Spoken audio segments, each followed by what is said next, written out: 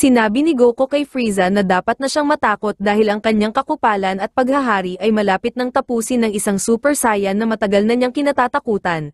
Nagalit si Frieza at sinugod si Goku. Sa kabilang mundo, nalaman ng grupo ni Yamcha kay Kaiosama na wala ng pag-asa si Goku na matakasan pa ang pagsabog ng Namek. Sobrang nalungkot ang grupo para sa kanilang kaibigan na si Goku, na sa sandaling yun ay ipinagpapatuloy na ang pakikipaglaban kay Frieza sa Namek.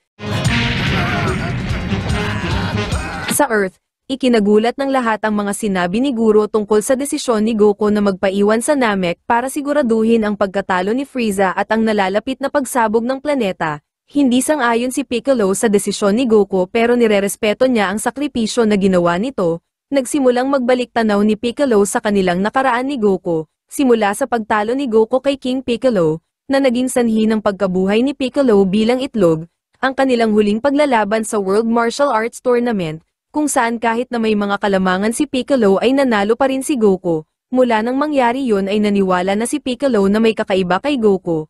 Inalala rin ni Piccolo ang kanilang pakikipaglaban kay Raditz, kung saan sa wakas ay natupad ni Piccolo ang kanyang pangarap na mapatay si Goku kasama si Raditz. Ganun pa man hindi niya naramdaman ang inaasahan niyang kasiyahan dahil marangal ang kamatayan ni Goku. Sunod ay inisip ni Piccolo na kung paanong si Goku ay mas malakas na ng sobra sa kanya ngayon at malaki na ang pinagbago ng pag-uugali. Pagkatapos ay pinakita si Gohan na sobrang nalulungkot dahil sa posibilidad na mamamatay na ang kanyang ama na si Goku. Biglang tumawa si Vegeta at sinabi na naiintindihan niya kung bakit nagpaiwan si Goku sa Namek.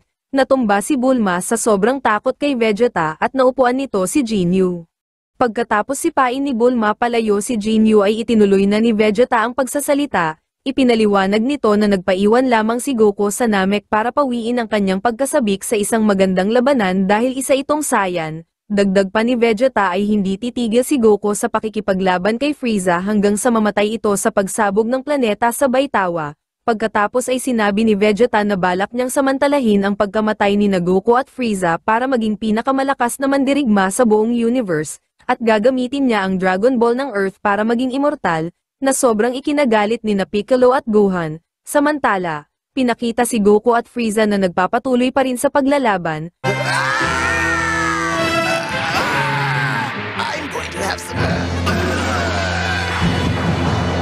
Maya-maya ay muli na namang tumigil sa paglalaban ang dalawa at nagtitigan. Balik sa Earth, pinakita ang katawan ni Jinyu na patalon-talon sa damuhan, habang sinasabi ni Piccolo kay Vegeta na hindi na niya magagamit ang Dragon Ball ng Earth para maging immortal dahil nagamit na nila ito. Sa Namek, nagpatuloy na sina Goku at Frieza sa kanilang paglalaban at mas lalo pa itong tumindi. Para tapusin si Goku ay gumamit na si Frieza ng 100% Death Ball. Ganun pa man ay nagawa itong maitulak ni Goku palabas ng kalawakan, kung saan natamaan nito ang isang bituin at tuluyang nawasak. Nalalapit na ang pagsabog ng planetang Namek at nasa sukdulan na ang galit ni Frieza kay Goku. Inatake ni Frieza si Goku para mahulog ito sa kumukulong lava pero muli pa rin itong nakabalik. Sa Earth, tinatanong ni Gohan at Bulma kay Guro kung ano ang nangyayari sa Namek pero sinabi nito sa kanila na hindi niya alam. Sinabihan ni Piccolo sina Gohan at Bulma na huwag mag-alala dahil magiging ayos lang si Goku. Samantala, nanatili pa rin na mayabang si Frieza at sinabi na hindi pala masyadong malakas ang Super Saiyan.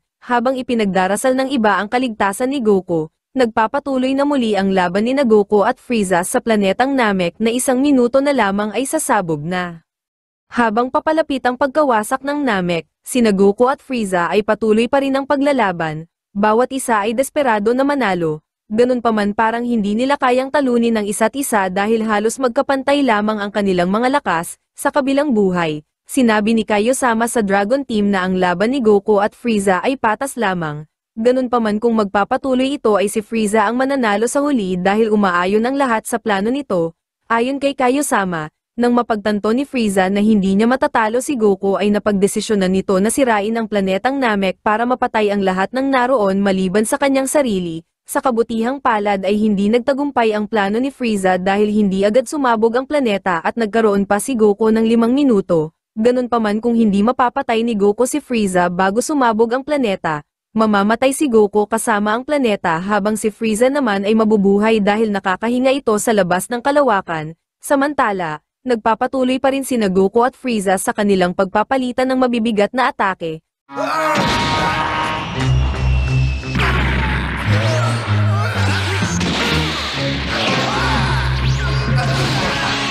Sa Earth, sinubukan ni Bulma na pasayahin ang kanyang sarili sa pamamagitan ng paghula sa kapalaran ni Goku gamit ang mga dahon ng tumbaga. Gumuhit siya ng isang bilog sa lupa at naglagay ng 3 dahon sa loob nito na plano niyang sunugin. Kung ang lahat ng mga ito ay masusunog, nangangahulugan ito na ligtas na babalik si Goku. Sinindihan ni Dende ang mga ito, kaso pinatay ng hangin ang apoy bago pa man masunog ng tuluyan ang 3 dahon. Dahil dito ay sinabi ni Gohan na hindi totoo ang mga hula dahil makakauwi ang kanyang ama ng ligtas. Sa laban, gumamit ng bilis si Frieza para mahuli si Goku mula sa likod, pero agad din na nakawala si Goku matapos sikuhin si Frieza ng matindi sa tagiliran. Nagalit ng husto si Frieza at inatake si Goku hanggang sa bumagsak ito sa lupa. Nang bumangon si Goku ay nagdesisyon si Frieza na muli itong atakihin. Kaso sa pagkakataong ito ay sinalubong na siya ni Goku ng malakas na suntok, napaluhod sa lupa si Frieza sa sakit at natatakot na tumingin kay Goku. Tumangging sumuko si Frieza at ipinagpatuloy ang kanyang pag-atake. Kaso nabugbog lang siya ni Goku. Dahil sa pagkabugbog ay tuluyan nang natakot si Frieza kay Goku at pilit itong tinakbuhan. Kaso masyadong mabilis si Goku kaya kahit saan pumunta si Frieza ay mabilis itong nakakasunod. Sa sobrang pagkainis ay muling sinubukan ni Frieza na labanan si Goku. Kaso tulad kanina ay muli lang siya nitong nabugbog. Hindi talaga matanggap ni Frieza ang nangyayari kaya pinagbantaan na lang nito si Goku na pagbabayarin sa lahat ng ginawa nito sa kanya. Ganun pa man ang sagot lang ni Goku sa pagbabanta ni Frieza ay tapos na. Naguguluhan si Frieza kaya humingi ito ng paliwanag kay Goku. Ipinaliwanag ni Goku na nararamdaman niyang humihina na ang mga atake ni Frieza at hindi na ito banta para sa kanya. Dagdag pa ni Goku ay wala nang saysay na kalabanin pa si Frieza dahil masyado na itong natakot at napahiya. Bumalik na sa normal na anyo si Goku at sinabihan na lang si Frieza na huwag nang gagawa ng masama bago lumipad paalis. Tumanggi si Frieza na tanggapin ang katotohanan at naglunsad ng isang death saucer papunta kay Goku. Buti na lang ay napansin ito ni Goku kaya nasugatan lamang siya nito sa pisngi. Nagalit ng husto si Goku at muling bumalik sa kanyang Super Saiyan na anyo, habang ang kupal na si Frieza naman ay tumawa lang at kinontrol ang Death Saucer papunta kay Goku. Hindi nagtagal ay naisip ni Goku na gamitin mismo kay Frieza ang sarili nitong teknik sa pamamagitan ng paglipad sa direksyon nito. Dinala ni Goku ang Death Saucer papunta kay Frieza at lumipad pataas sa huling sandali, kaso nakontrol ni Frieza ang disk pabalik kay Goku at nagtagumpay na putulin ang katawan nito. Ganun pa man ito pala ay isang after image lamang, kaya nasabi ni Frieza na si Goku ay isang matalinong unggoy. Sumagot naman si Goku na si Frieza ay masyado nang mahina kaya pang-aasar na lang ang nagagawa. Naasar talo si Frieza kaya gumawa pa ito ng pangalawang disk para mas lalong pahirapan si Goku. Samantala sa Earth, tuwang-tuwa si Vegeta na mamamatay na sina Goku at Frieza dahil ito ang dalawang hadlang sa kanya sa pagiging pinakamalakas sa buong universe. Naalala ni Vegeta kung paano siya pinilit na magtrabaho para kay Frieza kasama sina Nappa at Raditz bilang mga mersenaryo, lalo na ang isang misyon kung saan sinakop nila ang planetang Sheik sa loob lamang ng 3 araw. Kaso imbes na purihin sa kanilang trabaho ay sinalubong lang sila ng insulto at pangungutya ni Frieza kasama sina Zarbon at Dodoria. Sa labas, ipinahayag ni Nappa kay Vegeta na pinatay ni Frieza si King Vegeta at winasak ang kanilang planeta. Ganun pa man sinabi ni Vegeta na alam na niya ang totoo pero wala siyang pakialam, dahil ang paniniwala niya ay lakas lamang ang pinakamahalaga sa buhay at ang mga damdamin ay para sa mahihinang nilalang. Dagdag pa ni Vegeta ay hindi pa niya makakayang talunin si Frieza sa oras na yun pero kung patuloy siyang magpapalakas ay magagawa niya rin ito balang araw. Idineklara ni Vegeta na dumating na ang araw. Ganun pa man si Gohan na galit na lumuluha ay ipinahayag na mali si Vegeta dahil babalik pa ang kanyang ama na si Goku. At kapag nakabalik ito ay siguradong iiyak si Vegeta. Sa laban, gumamit ng bilis si Goku para matakasan ang 2 disk bago muling pumunta sa direksyon ni Frieza at magpaputok ng Energy Blast, na puno ng alikabok ang paligid kaya napilitan si Frieza na tumalon ng mataas, kaso dahil dito ay nagawa siyang malapitan ni Goku at muling mabugbog, sa sobrang pagkainis ay hindi namalayan ni Frieza ang papalapit na disk sa kanyang likod at tuluyang nahati nito. Bumagsak si Frieza sa lupa kasama ang kanyang putol-putol na bahagi. Naramdaman ni Kaiosama ang nangyari mula sa kanyang planeta at sobrang nagulat. Ibinalita ito ni Kaiosama sa iba sa pamamagitan ng pagsasabi na si Frieza ay hindi na kumpleto. Habang namamatay si Frieza ay nilapitan ito ni Goku para pagsabihan. Sinabi ni Goku na sariling kagagawa ni Frieza ang nangyari sa kanya at kung sumuko na lang sana ito kanina ay hindi sana ganun ang sasapitin nito. Nagpaalam na si Goku at naghahanda ng umalis nang lunukin ni Frieza ang kanyang pride at humingi ng tulong. Sa una ay tumanggi si Goku na tulungan si Frieza dahil marami itong pinatay na inosente. Ganun pa man nang humingi ng tawad si Frieza ay nagbago ang isip ni Goku at binigyan ito ng sariling enerhiya.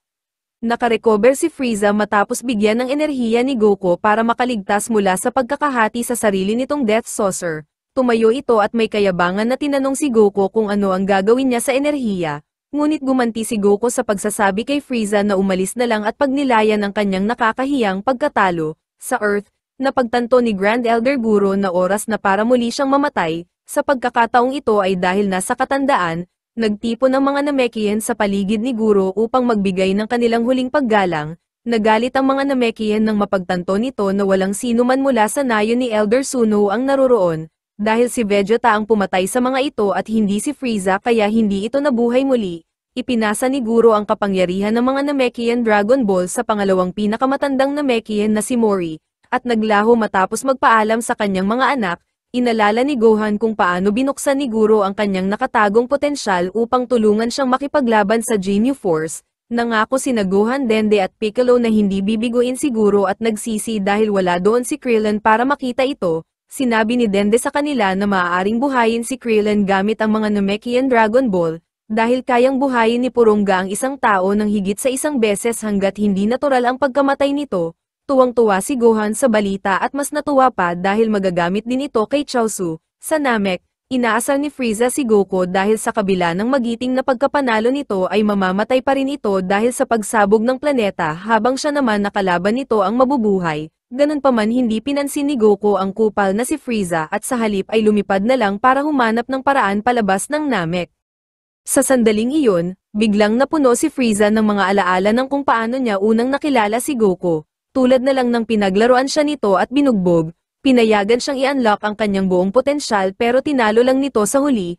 Muling nagsimulang lumobo ang galit ni Frieza at muli nitong pinalakas ang kanyang sariling paniniwala na siya ang Emperor of the Universe, ang pinakamakapangyarihang nilalang at si Goku na isang hamak na unggoy ay dapat niya lang patayin. Bulag sa galit na ginamit ni Frieza ang huling lakas niya para magpakawala ng energy beam papunta sa likod ni Goku. Pero nakita ito ni Goku sa huling sandali at kinontra ng atake. Walang kahirap-hirap na nilamon ng beam ni Goku ang kay Frieza, na naging sanhi upang sumigaw sa takot ang kupal habang tila tuluyan na itong nalalagas. Sa wakas, nagtagumpay si Goku na makapaghiganti para sa bilyon-bilyong tao sa buong universo. Ganun pa man medyo nalungkot si Goku na wala na siyang ibang nagawa kundi ang patayin na lang si Frieza. Dahil tapos na ang labanan, lumipad na si Goku para subukang humanap ng paraan na makatakas sa Namek bago ito sumabog. Matapos talunin si Frieza, desperadong lumipad si Goku sa kalangitan ng Namek para maghanap ng paraan na makaalis sa namamatay na planeta. Samantala, ipinarating ni Kaiosama sa Dragon Team ang balita na natalo na ni Goku si Frieza, pero agad din na pinutol ni Kaiosama ang selebrasyon ng mga ito sa pagsasabi na malapit nang sumabog ang Namek at baka hindi na makaalis si Goku sa oras na mangyari ito. Sa wakas ay natagpuan din ni Goku ang spaceship ni Frieza na sira-sira na. Sa kabila nito ay pumasok pa rin si Goku at hinanap ang control room. Sa huli ay natagpuan niya ito at binuksan. Pagkatapos ay inaktibo ang launch sequence. Sa kasamaang palad, ang dating pahayag ni Frieza na sinira ng husto ni Vegeta ang spaceship at hindi na maaayos ay napatunayang totoo dahil muli itong tumigil sa paggana. Muntik nang makasama si Goku sa pagkahulog ng sirang spaceship sa lawa ng lava. Ang kasunod na pagsabog ay nagdulot ng hirap sa antena ni Kaiosama, na naging dahilan upang hindi na nito maramdaman si Goku. Samantala, sumigaw si Goku sa pagkadismaya matapos mapagtanto na huli na ang lahat. Nasa Namek pa rin si Goku nang sumabog ito at ganap na nawala sa mukha ng kalawakan.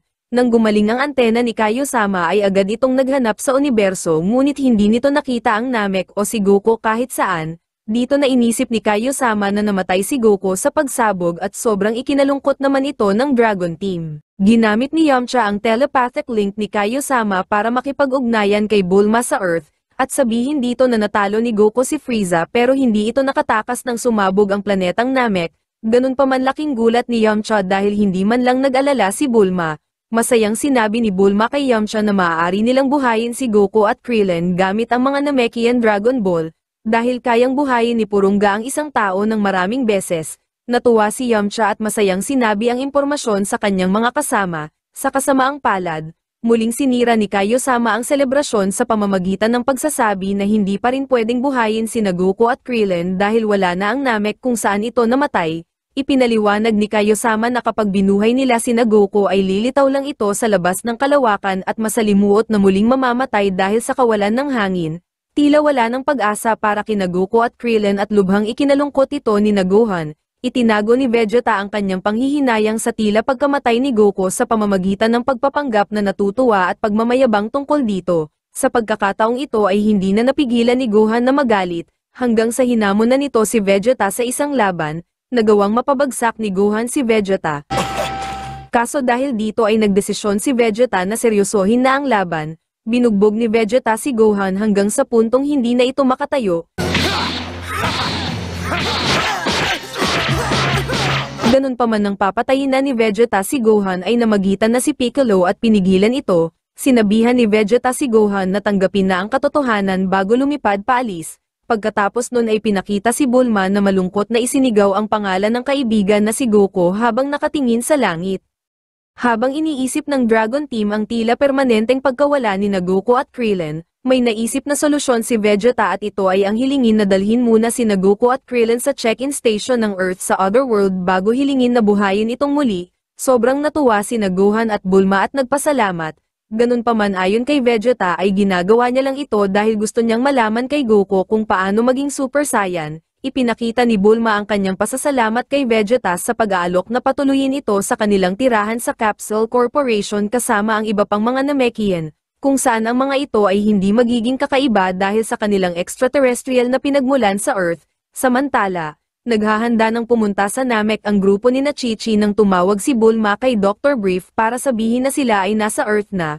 Bumiyahe sina Dr. Brief para sunduin ang grupo ni Bulma. Lubos ang kaligayahan ni Chi-Chi nang makitang muli ang kanyang minamahal na anak na si Gohan. Pagdating sa Capsule Corporation ay agad na binigyang pansin ni Vegeta ang spaceship na ginawa ni Dr. Brief. Sa sumunod na 130 araw, maayos na nakibagay ang mga Namekian sa kanilang buhay sa Earth. Hanggang sa dumating ang araw na pwede nang magamit muli ang mga Namekian Dragon Ball, tinawag nila si Purunga at agad na hiniling dito na dalhin si Goku at Krillin sa check-in station. Kaso ginawa lang ito ni Purunga para kay Krillin dahil ayon dito ay buhay pa si Goku at mamamatay ito kung ipapadala niya sa kabilang buhay. Dahil dito ay hiniling na lang muna nila na buhayin si Krillin. Nang mabuhay na si Krillin ay ginamit na nila ang pangatlong hiling para ibalik si Goku sa Earth. Gayunpaman, nakipag-ugnayan si Goku kay Purunga at hiniling na wag na siyang ibalik dahil plano niyang bumalik ng mag-isa pagdating ng araw. Ayaw ni Vegeta na maghintay ng matagal kaya ninakaw na nito ang spaceship ng Capsule Corporation at umalis para hanapin si Goku ng mag-isa.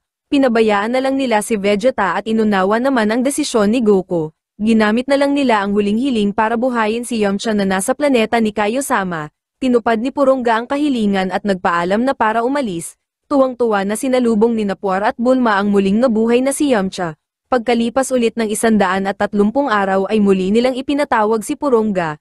Ang unang hiling ay ginamit nila para buhayin si Chaozu at ang pangalawa naman ay para buhayin si Ten Shinhan. Ang pangatlong hiling ay ginamit ng mga Namekian para ipadala ang kanilang mga sarili sa isang malayo at bakanteng planeta na natuklasan ni Kaio-sama na may katulad na kapaligiran sa Namek. Matapos magpaalam ng may luha kay Gohan, naglaho na si Dende mula sa Earth kasama ang iba pang mga Namekian. Sumunod din si Purunga at ang mga Namekian Dragon Ball. Ngayong natapos na ang mahabang misyon ng mga Z-Fighter na buhayin ang kanilang mga kasamahang nasawi, ang buhay ng lahat sa Earth ay bumalik na sa normal sa ngayon.